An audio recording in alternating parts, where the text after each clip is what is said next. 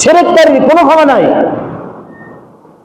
যদি হ্যাঁ নতুন করে তওবা করে ঈমান নিয়ে যদি কবরে যেতে পারেন তাইলে মাফ আছে, নইলে মাফ নাই। শিরক খুব খারাপ জিনিস। শিরক মানে কি জানেন? পার্টনার, অংশীদার, ভাগাভাগি করা।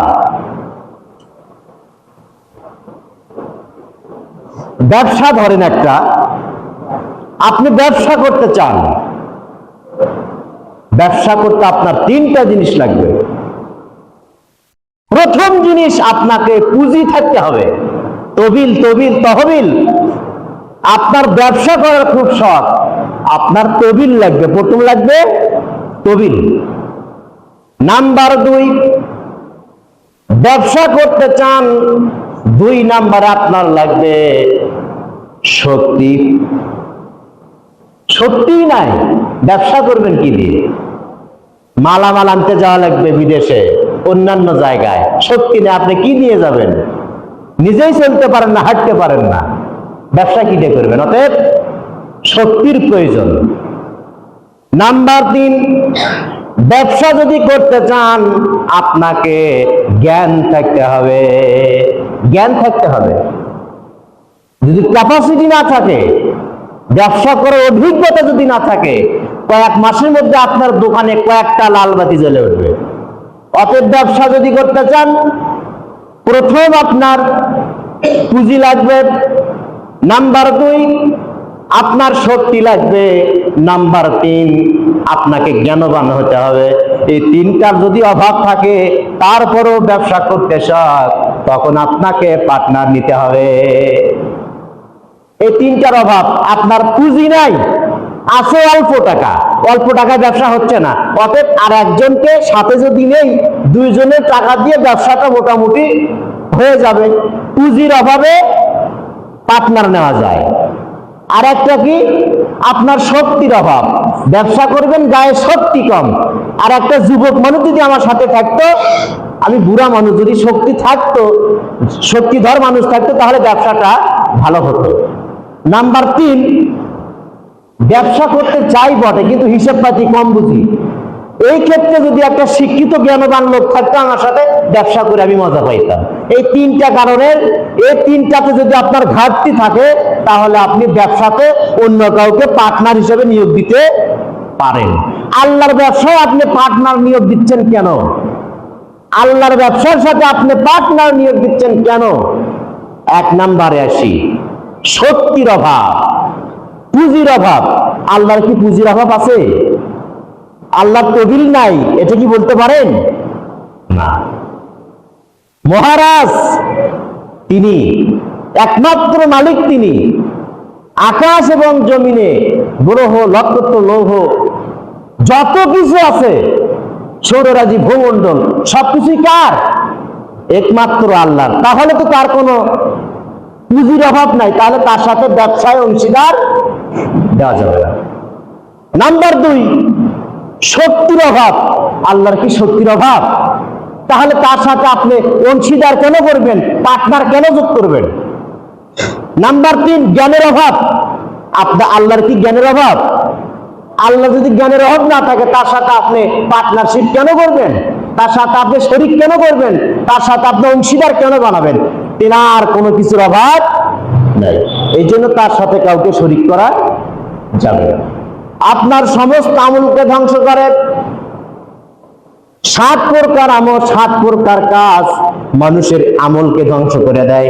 তার মধ্যে 1 নাম্বার হলো আশিরকু বিল্লাহ, আল্লাহর সাথে শরীক করা। এটা মানুষকে ধ্বংস করবে, মানুষের আমলকে ধ্বংস করে। নাম্বার 2, আসিহিরু, জাদু করা। জাদু করা এটাও এক ধরনের শিরক, এটাও আপনার আমলকে ধ্বংস করবে। জাদু করেন, আমার কাছে কতজনে আসে, এখনো আসে। হুজুর প্রেম করছি, কাউকে জান পেন না, টাকা কত নেবেন কন, যদি আপনি কিছু জানেন তো আমাকে একটু করে দেন। যে কি, ওই মেয়েটা তো আমার কাছে আর বিয়ে বসতে চাচ্ছে না, ভালোবাসা করছিলাম, প্রেম তো ভাঙিয়ে গেছে, ওকে আমনে ছুটে ফাটে আনা যায়, তারিয়ে না চিনি পড়া হোক নুন পড়া হোক দেন। বলতে ভাই এই রকমের দোয়া কালাম আমার কাছে নেই, পাবেন না।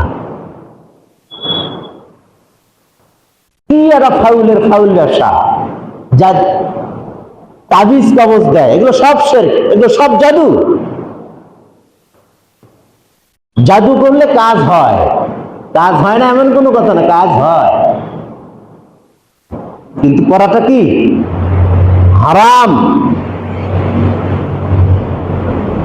এই জাদুটা কোরআন থেকেই রিসার্চ করে শয়তান মার্কা কতগুলি মৌলবি আছে, শয়তান মার্কা কতগুলি ধরতে গেলে শয়তানের নাম দেয়, ওরাই শয়তান, এর কোরআন থেকে এগুলো করে, কোরআনের আয়াতকে উল্টা দিকে তিলাওয়াত করে। কোরআনটা কি জাদুর জিনিস? কোরআন জাদুর জিনিস না। আসমান এবং জমিনের মধ্যে কত দামি জিনিস আছে আপনি কোন? সব চাইতে দামি জিনিস কোনটা? কোরআনের চাইতে আর কোন দামি জিনিস আছে? কোরআনের চাইতে দামি জিনিস আর কিচ্ছু নাই। এই কোরআন দিয়ে যদি আপনি কিছু করতে চান অবশ্যই হওয়া লাগবে, নইলে কোরআনের মান থাকবে না। অতএব আল্লাহ সেটা দিয়ে দেন, কিন্তু সেটা আল্লাহ পাক কি করেছেন? নিষেধ করেছেন।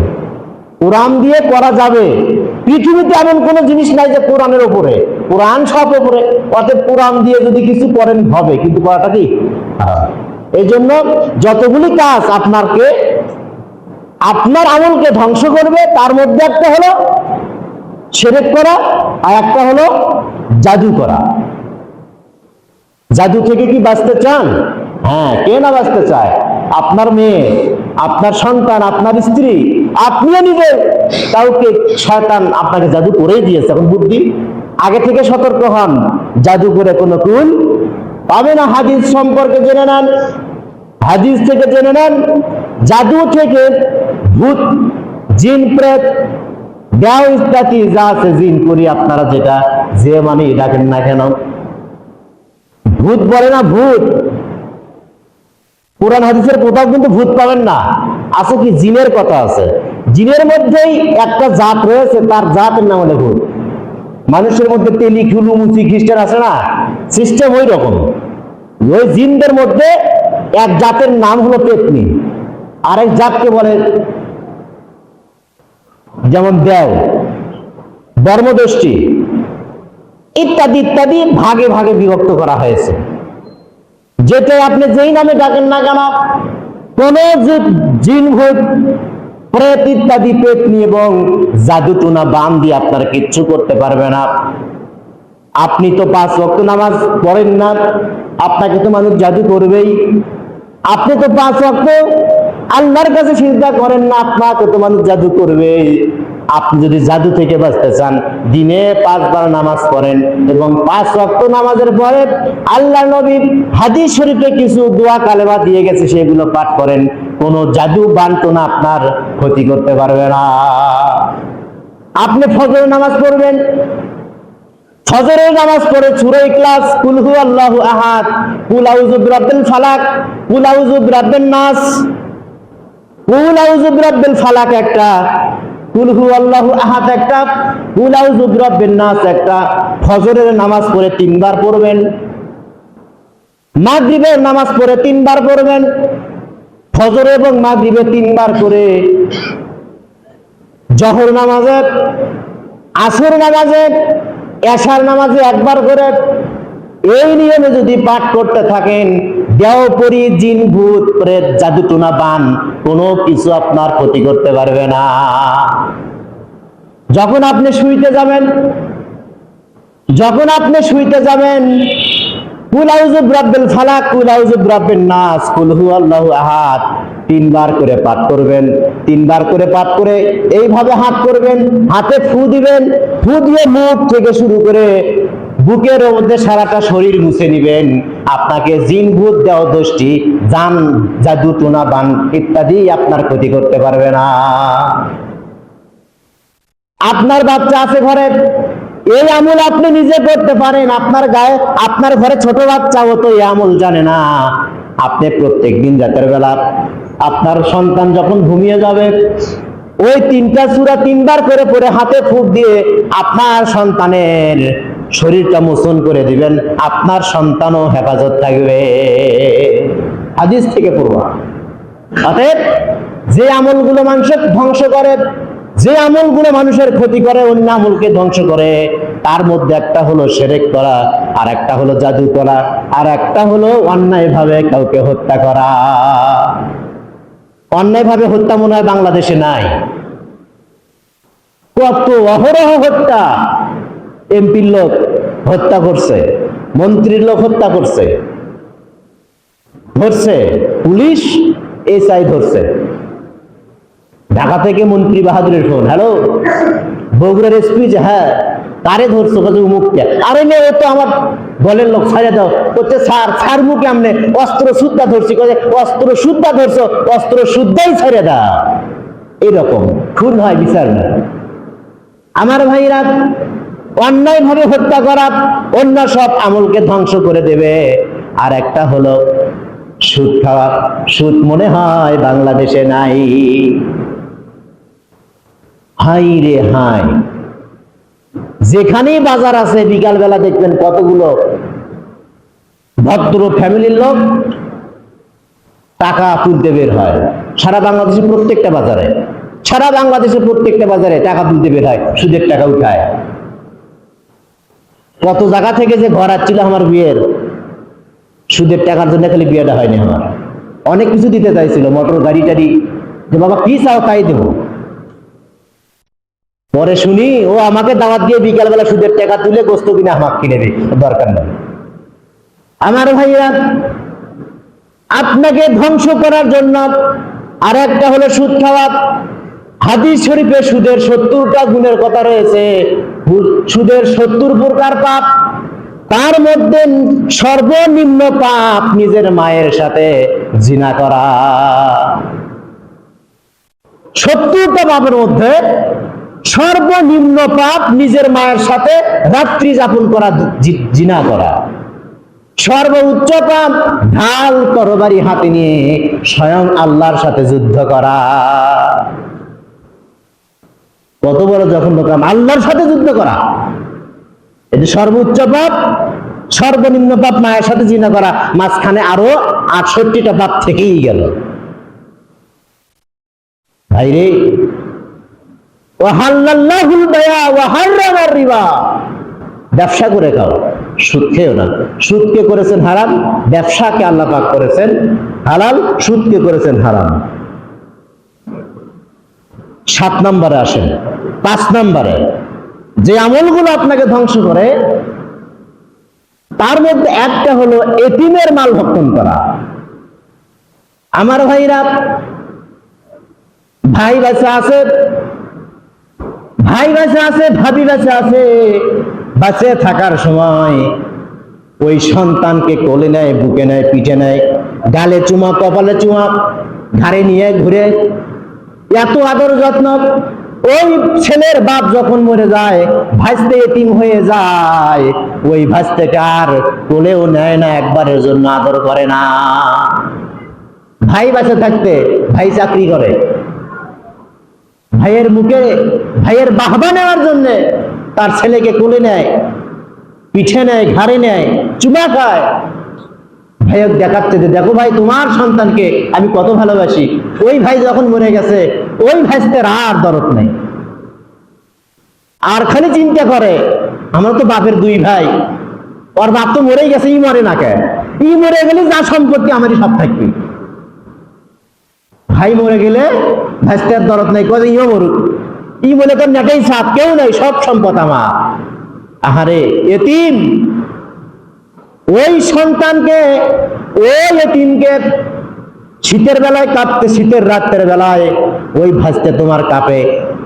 ওই বাচ্চা, এতিম বাচ্চা কাঁপতেছে, গায়ে কাপড় নাই, 50 টাকা দিয়ে যদি একটা জামপাট কিনে নিয়ে এসে, 50 টাকা দিয়ে একটা সোয়েটার কিনে নিয়ে এসে থরথর করে কাঁদতেছে, ওই এতিমের গায়ে যদি তুলে দেন, আল্লাহ খুশি হবে, আল্লাহর আরশে আজিম খুশি হয়ে যাবে। আর সেই সন্তানকে দেখে না, এতিম। আল্লাহ পাক বলছেন, আরাআইতাল্লাযী ইউকাযযিবু বিদ্দীন ফাযালিকাল্লাযী ইয়াদউল ইয়াতীম ওয়ালা ইয়াহুজ্জু আলা তাআমিল মিসকিন ফাওয়াইলুল লিল মুসাল্লিন আল্লাযীনা হুম আন সালাতিহিম সাহুন الذين هم يراؤون ويمنعون الماعون। আপনি কি দেখেছেন ওই ব্যক্তিকে? দেখেননি? দেখেন, আজকে দেখেন। আল্লাহ বলছেন, আপনি কি দেখেছেন ওই ব্যক্তিকে? আমার কবরকে, হাসরকে, মিজানকে, ফুল চিরাগকে, কিয়ামতকে মিথ্যা মনে করেন। ওই বেটা মনে করে কিয়ামত হবে না, এটা আল্লাহর মিথ্যা কথা। কবরে আযাব হবে না, এটা আল্লাহর মিথ্যা কথা। মিজান, এটা আল্লাহর মিথ্যা কথা। কিয়ামত আল্লাহর মিথ্যা কথা, একটাও সত্যি না। এগুলো কিচ্ছুই হবে না। ও এইগুলোকে মিথ্যা মনে করে, কিয়ামতকে মিথ্যা মনে করে, পরকালকে মিথ্যা মনে করে, সেই ব্যক্তিকে ফাযালিকাল্লাযী ইয়াদউল ইয়াতীম, ওই ব্যক্তি মিথ্যা মনে করে যে এতিমকে খাদ্য দেয় না, এতিমকে দেখতে পারে না, এতিমকে গলা ধাক্কা দিয়ে বের করে দেয়, ওই ব্যক্তি আল্লাহর কাল পরকাল বিশ্বাস করে না। আরে কত কঠিন জিনিস! ও মনে করে কিয়ামত হবেই না, পরকাল নাই, এলে মিথ্যা কথা। কেডাটাই এটা কি প্রমাণ? কি প্রমাণ হলো সেই এতিমকে দেখতে পারে না, ও মনে করে এগুলো পরকাল কিচ্ছু নেই। তাহলে এতিমকে দেখবেন না? দেখেন, এতিমের মাথায় হাত বুলান। এতিম যদি মুচকি হাসি দেয়, আল্লাহ খুশি হয়ে যাবে। কত টাকা, কত পয়সা কি করে ফেলে দিলেন, এতিমের ঘরে খাবার নাই। আমার ভাইরা, নাম্বার 6, জিহাদের ময়দান থেকে পালিয়ে যাওয়া। জিহাদ, আল্লাহর নবী যখন জিহাদ করতে গেছেন, জিহাদ করতে যাওয়ার সময় মুনাফিকরাও সাথে চলে গেছে। যখন দেখত গনিমতের মাল পাবো না, যুদ্ধে জয়লাভ করতে পারবো না, মুসলমান মরে যাবে, আজকে মুসলমানের জনসংখ্যা কম, মুসলমান হয়তো মরে যাবে, তখন তিনারা আর যুদ্ধ করতে না যায় পাশ কাটিয়ে বাড়ির দিকে চলে আসতো। এই ব্যক্তিকে আল্লাহ নবী বলছেন, এই ব্যক্তির আমল নামা ধ্বংস হয়ে গেছে। যুদ্ধের ময়দান থেকে পালিয়ে যাওয়া। নাম্বার 7 নাম্বার হলো সতী সাধ্বী কোনো মেয়েকে অপবাদ দেওয়া। এটা নাই মনে হয়?